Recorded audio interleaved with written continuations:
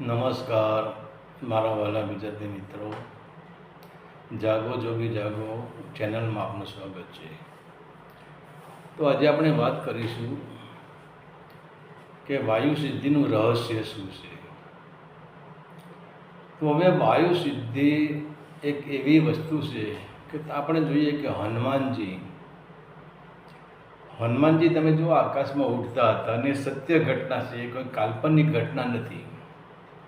હનુમાનજી જ્યારે લંકામાં ગયા ત્યારે પણ એમણે દરિયો પાર કર્યો હતો, અને જ્યારે સંજીવની બુટ્ટી લેવા માટે ગયા ત્યારે પણ એ હનુમાનજી ઉડીને જ ગયા હતા. તો મનુષ્યની અંદર એવી દિવ્ય શક્તિ છે જેને આપણે વાયુ સિદ્ધિ કહી શકીએ છીએ. અને એ જ વાયુ સિદ્ધિ ક્યારે પ્રાપ્ત થાય છે કે આપણું પૃથ્વીનું ગુરુત્વાકર્ષણ બળ તૂટી જાય ત્યારે જ આ વાયુ સિદ્ધિ પ્રાપ્ત થાય છે. અને આપણે આકાશ તત્વ અને વાયુ તત્વમાં એક થઈ જઈએ તો જ આપણને વાયુ સિદ્ધિ પ્રાપ્ત થાય છે. કારણ કે આપણું પહેલું ચક્ર, આપણું જે મૂલાધાર ચક્ર છે, તેનું તત્વ છે પૃથ્વી તત્વ. હવે વિચાર કરો, પૃથ્વી તત્વ એ ગુરુત્વાકર્ષણ બળથી બંધાયેલું છે. તો એ ત્યાં આપણું સ્થૂળ શરીર પડેલું છે જેને આપણે મૂલાધાર ચક્ર કહીએ છીએ. ત્યાંનું તત્વ છે પૃથ્વી તત્વ. હવે જ્યાં સુધી આપણી પાસે પૃથ્વી તત્વ હોય તો માની લો કે આપણે 3 પ્રાણીઓ પર આપણે લઈએ, એક બાજ, એક મોર અને એક કાચબો. તમે જુઓ, કાચબાને આપણે પૃથ્વી તત્વથી જોડાયેલો માની લઈએ, કેમ કે કાચબો વજનદાર હોય છે, કાચબો ભારે હોય છે. એવી જ રીતે જેની ચેતના, જેનું મન પૃથ્વી તત્વ સાથે જોડાયેલું હશે, જેના પ્રાણ પૃથ્વી તત્વ સાથે જોડાયેલા હોય છે, એની ચેતના છે એ વજનદાર થઈ જાય છે. અને એ ચેતના જ્યારે વજનદાર થાય છે ત્યારે એ પૃથ્વી તત્વ સાથે જ સહયોગ કરી શકે છે, પૃથ્વીથી ઉપર ઉઠી શકતો નથી. અને પૃથ્વી તત્વ સાથે જોડાવું એનો મતલબ એ થાય છે કે લક્ષ્ય 84 નથી, એ બહાર નીકળી શકતો નથી. અને ત્યાંથી પછી જો કોઈ પણ સાધક, કોઈ પણ સંત, કોઈ પણ સાધુ મૂલાધારમાંથી ધીરે ધીરે ઉપર ઉઠે ત્યારે અને પહેલું જે શરીર છે એ આપણું સ્થૂળ શરીર છે. અને સ્થૂળ શરીર એ જ લક્ષ્ય 84 યોનિનું બંધન છે. સ્થૂળ શરીર એ જ કેદખાનું છે, એ જ જેલ છે. અને ત્યાંથી આપણે આગળ જઈએ ત્યારે કહેવાય છે કે આપણું જે સૂક્ષ્મ શરીર આવે છે, જેને આપણે સ્વાધિષ્ઠાન ચક્ર કહીએ છીએ, અને આનું તત્વ છે જળ તત્વ. તો હવે જળ તત્વ એ પણ એક વજનદાર છે, કે જળનો નિયમ છે કે નીચેની તરફ વહેવું. જળનો ગુણ છે કે નીચેની તરફ વહેવું. જળને આપણે ઉપરની તરફ ઉઠાવી શકતા નથી. તો આપણું સૂક્ષ્મ શરીરમાં પણ આપણે ઉપરની સાથે ઉઠાવી શકતા નથી. હા, કાચબા કરતાં થોડું આપણું શરીર હલકું બની જાય છે, પણ આપણે ઉપર ઉઠી શકતા નથી. અને જેમ આપણે જોઈએ કે તમે જુઓ, મોર પણ આકાશમાં ઉડે છે, પણ મોર આકાશમાં જેટલો આપણે બાજ આકાશમાં ઉડી શકે છે એટલો મોર આકાશમાં ઉડી શકતો નથી. તો કહેવાનો મતલબ છે કે મોરની ચેતના ઉપર બધું વિષય વાસનાઓના આવરણ પડે છે. અને એ આવરણના લીધે જ, કારણ કે એના અંદર ઘણા ભય, ધૃણા, હિંસા અને આવા ઘણા બધા આવરણ ચેતના પર પડેલા હોય છે. અને એ આવરણના કારણે ચેતનામાં વજન થઈ જાય છે, ચેતના મલિન થઈ જાય છે. અને એ મલિનતાનું વજન ચેતના પર હોય છે કે ચેતના ઉપર ઉઠી શકતી નથી. ત્યાંથી આપણે આગળ જઈએ તો એટલે કારણ શરીરમાં આપણે જ્યારે જઈએ છીએ, અને જ્યાં બ્રહ્મા અને સાવિત્રી આવે છે, અને બ્રહ્મા અને સાવિત્રી એ આપણી ત્યાં અગ્નિ તત્વ પડેલું છે. પરંતુ તમે જુઓ, અગ્નિ તત્વનો ગુણધર્મ છે ઉપર વહેવાનો, પણ અગ્નિ તત્વનો ગુણધર્મ મોર જેવો છે. મોર જેમ બહુ ઉપર ઉઠી શકતો નથી, એમ અગ્નિ પૂરેપૂરી સંપૂર્ણપણે ઉપર ઉઠી શકતી નથી. તો આપણે કારણ શરીરને છોડીને આપણે જે ભાવ શરીરમાં જવાનું છે, અને ભાવ શરીર એને આપણે અનાહત ચક્ર કહીએ છીએ, અને ત્યાંનું છે જ્યાં વાયુ તત્વ છે, ત્યાં જેને આપણે પ્રાણ તત્વ કહીએ છીએ.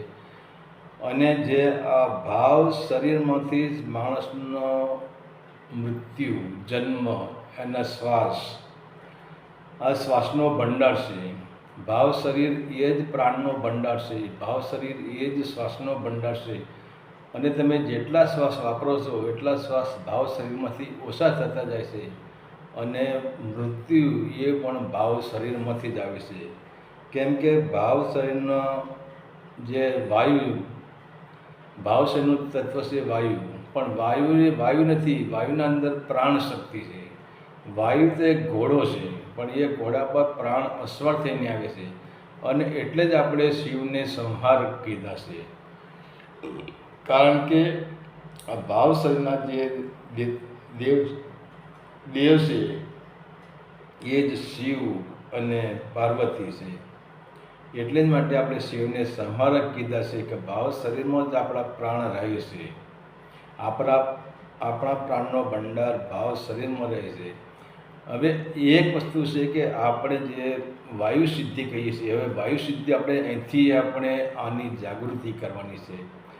આ પહેલું પગથિયું છે. ભાવ શરીર એ વાયુ સિદ્ધિ માટે પહેલું પગથિયું છે. તો પહેલાં આપણે સૂક્ષ્મ શરીર, કારણ શરીર અને સ્થૂળ શરીર, આ ત્રણ શરીર, એટલે કે પહેલાં મૂલાધાર ચક્ર, સ્વાધિષ્ઠાન ચક્ર અને મણિપુર ચક્ર, આ ત્રણથી આપણે પહેલાં તો ઉપર ઉઠવું પડે. અને આ ત્રણથી તમે ઉપર ઉઠો અને ત્યારે તમારી અંદર સાધનાથી દઢ સંકલ્પ આવે. અને જ્યાં દઢ સંકલ્પ આવી ગયો ત્યાં સ્થિરતા આવે. અને સ્થિરતા આવે જ્યાં તમે પછી વાયુ તત્વનો તમે સહયોગ કરો, તો તમે એક જોઈ લો કે જ્યારે આપણે શ્વાસ અંદર લઈએ છીએ અને અંદર જેને આપણે કુંભક કરી શકીએ, અંદર તમે શ્વાસને કુંભક કરી દો. તમને હું વાયુ તત્વનું પ્રમાણ બતાવી દઉં.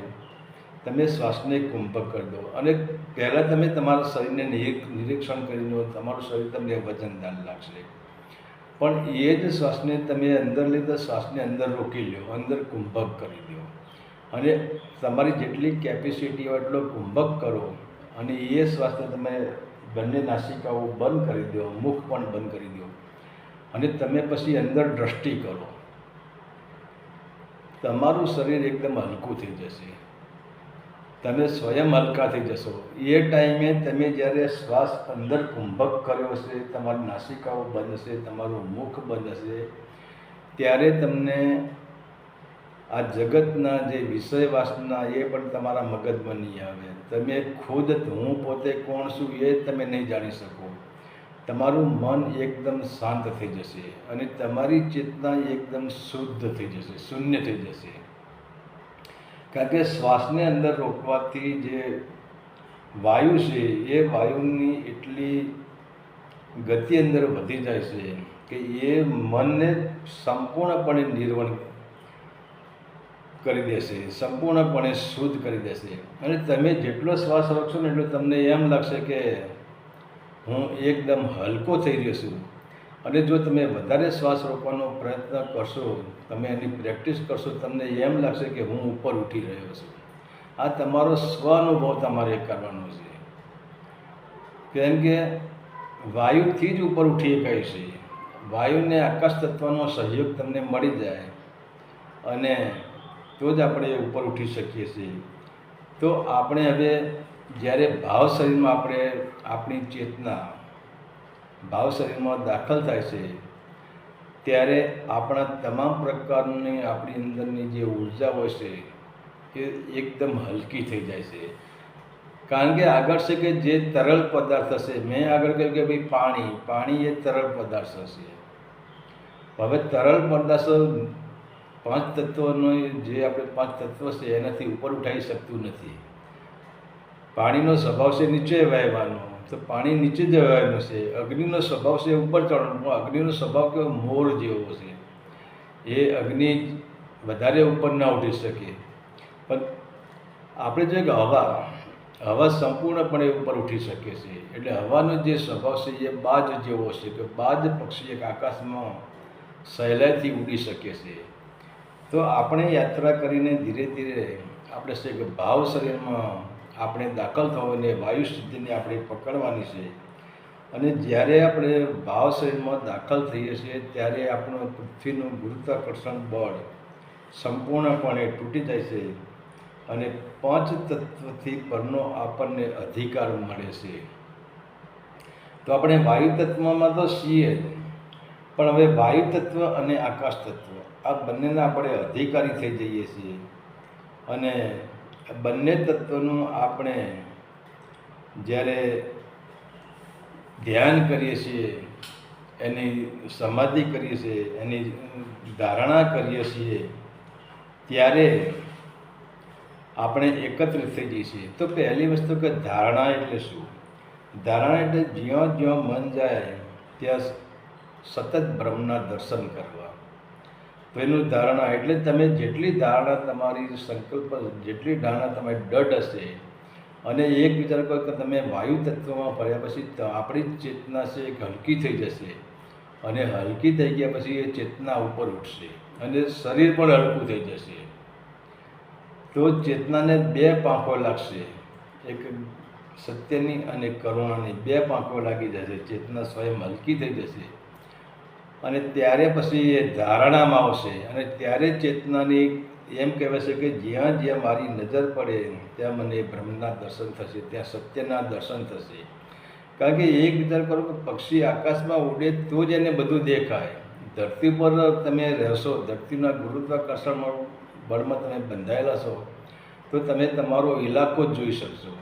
આપણે જો એક ભાઈ 7 માળની હવેલી, મેં આગળ પણ કહ્યું હતું કે તમે 7મા માળની તમારી હવેલી છે, તમે 7મા માળે ઊભા રહો તો તમને તમારી દૃષ્ટિ કેટલી દૂર થઈ જાય. તો તમે અનંત બ્રહ્માંડની તમારી દૃષ્ટિ થઈ જાય કે જેટલી તમારી ઊંચી હાઈટ વધશે, જેટલી તમારી ચેતના જેટલા માળે ઊંચી પહોંચશે, એટલી તમારી દૃષ્ટિ હલકી થઈ જશે.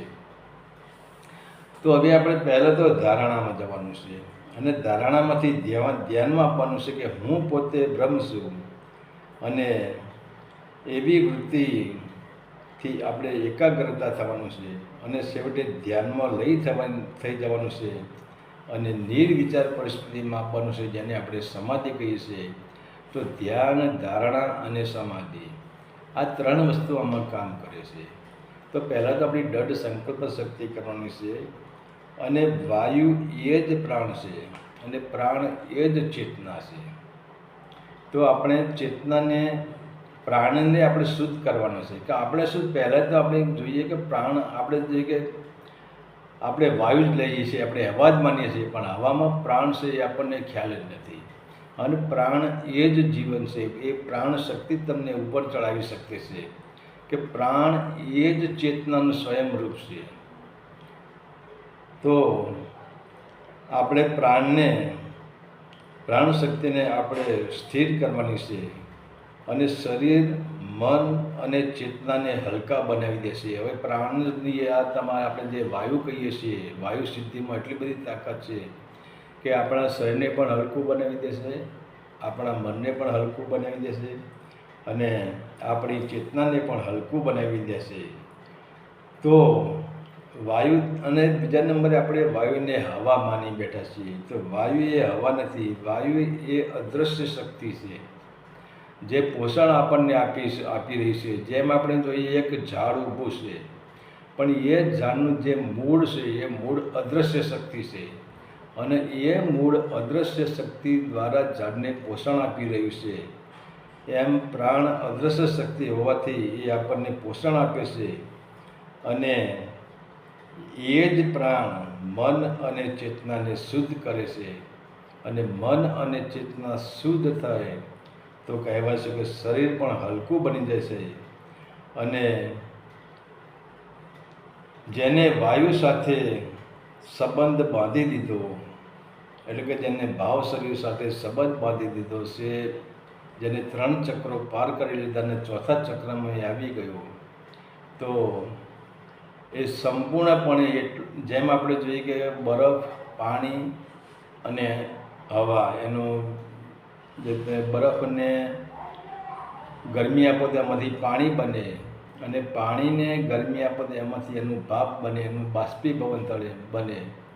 તો આપણે ક્યાં જવાનું છે? આપણે ભાપમાં જવાનું છે. આપણે બરફ એટલે કે પૃથ્વી તત્વને છોડી દેવાનું છે, જળ તત્વને છોડી દેવાનું છે, અને વાયુ તત્વ સાથે આપણે સંબંધ બાંધી દેવાનો છે. કે જેમ આપણે જોઈએ કે આપણે આ વીજળી સાથે સંબંધ બાંધી દીધો, સંબંધ એની મિત્ર બની ગઈ, વીજળી આપણી મિત્ર બની ગઈ, તો વીજળી આજે આપણા બધાય કામ કરે છે. એમ ભાવ શરીરમાં જે વાયુ તત્વ છે એના સાથે તમે સંબંધ બાંધી દો, એનાથી મિત્રતા કરી દો, વાયુ તત્વને જાણી લો, તો એ વાયુ તત્વ તમને તમારા સંબંધો તમે બાંધી દો, તો વાયુ તત્વ તમને હલકા બની જાવશો.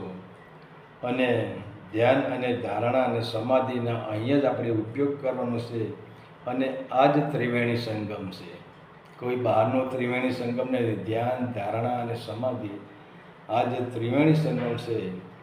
અને આ જ ત્રિવેણી સંગમ જ્યારે અંદર મળે છે, ત્યારે આપણી ચેતના અને આપણું મન એકદમ હલકું થઈ જાય છે.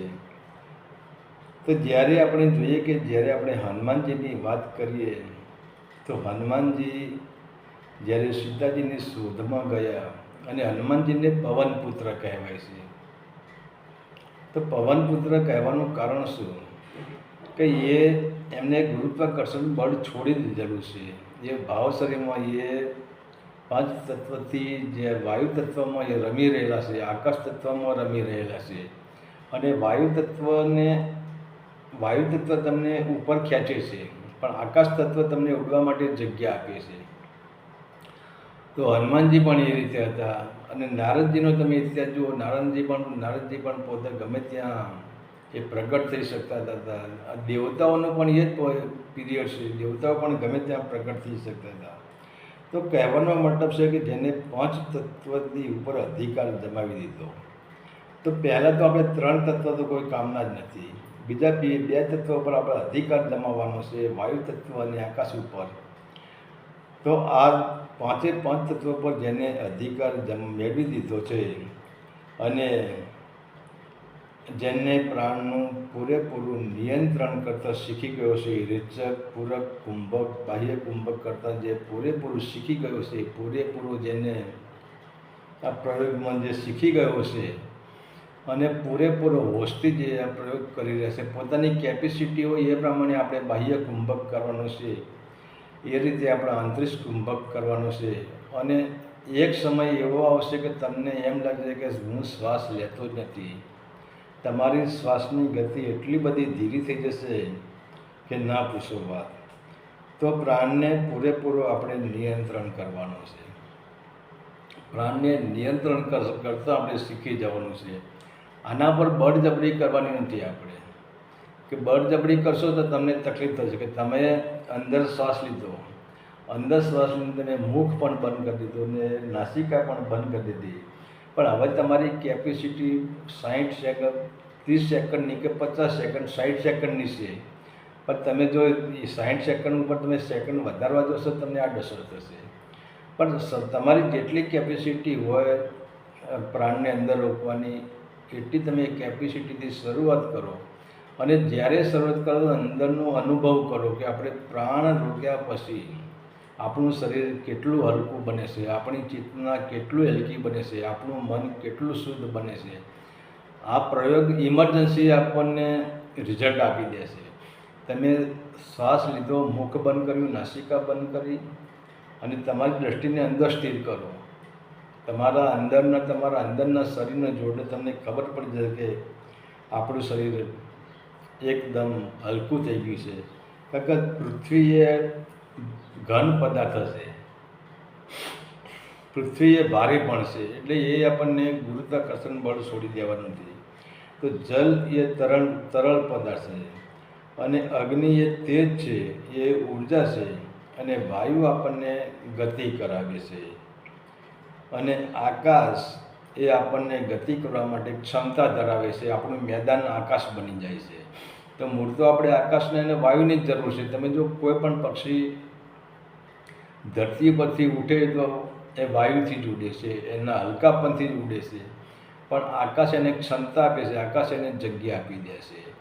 તો આપણે વાયુ અને આકાશનું બેનું જ કરવાનું છે, અને વાયુ અને આકાશ તત્વને આપણે પ્રબળ બનાવવાનું છે.